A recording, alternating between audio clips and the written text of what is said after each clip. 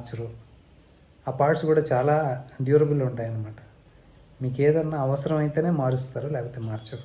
మీరు కార్ ఇచ్చేసి ఇంట్లో కూర్చున్నా వాళ్ళు సర్వీస్ చేసేసి మీకు ఇచ్చేస్తారు, లేకపోతే మీరు పోయి తీసుకోవచ్చు. అంత గ్యారంటీ అన్నమాట.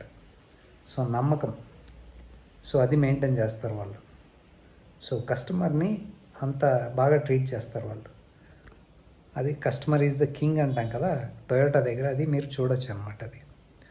So that is why Toyota is the best in many aspects.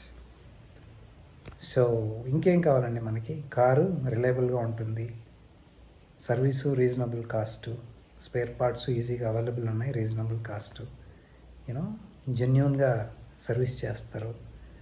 ఇంకొకటి, మీరు చాలామంది కార్లు చాలా సంవత్సరాల నుంచి తోలుతూ ఉంటారు. చూడండి వాళ్ళు ఎన్నెన్ని కిలోమీటర్లు, లక్షల కిలోమీటర్లు తోలినా కానీ అది కొత్త ఇంజన్ లాగే పనిచేస్తుంది.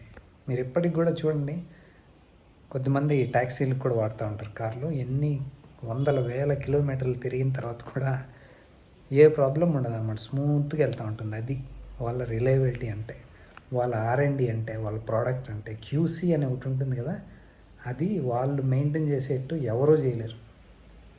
నిజంగానే మన వాళ్ళు, మన బ్రాండ్స్ ఉన్నాయి కదా, వాళ్ళు కూడా చూసి నేర్చుకుంటే చాలా మంచిది వీళ్ళ దగ్గర నుంచి.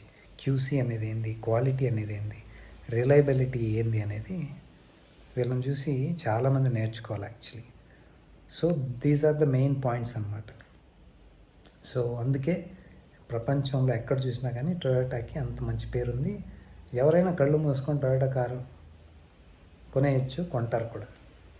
సో మనకు కూడా మన బ్యాడ్ లక్ ఏంటంటే ఇండియాలో చిన్న కార్లు చేయట్లేదు, వాళ్ళు తయారు చేయట్లేదు.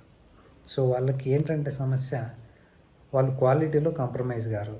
సో చిన్న కారులో ఎక్కువ ఇన్వెస్ట్మెంట్ చేయాలి, కానీ రిటర్న్ అంత లేదనేసి కొన్ని రోజులు ఉన్నాయి వాళ్ళకి చిన్న కార్లు, కానీ దే స్టాప్డ్ ఇట్ అనమాట.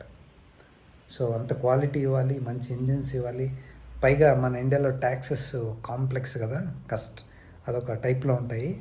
సో కస్టమర్లు కూడా కాస్ట్ ఎక్కువ అని ఫీల్ అవుతారు చిన్న కార్ల పైన అనేసి, సేల్ లేదు వాళ్ళకి, ప్రాఫిట్ లేదనేసి చిన్న కార్లు మానేశారు వాళ్ళు అసలు. సో ఇప్పుడు ఎవరు నష్టపోతున్నామంటే మనమే నష్టపోతున్నాం. టొయోటా వేరే దేశాల్లో అంతా కూడా చాలా మంచి కార్లు ఉన్నాయి, చిన్న కార్లు, హ్యాచ్ బ్యాక్స్ కానీ, సెడాన్స్ కానీ, చాలా హైబ్రిడ్స్ కానీ చాలా బాగున్నాయి. మనకు మాత్రమే, we don't deserve it because of our taxes బాగాలేదు అసలు. So 4 metre length, 1200cc engine capacity, complex అయిపోయిందండి. మంచి కార్లే లేవు మనకి అసలు.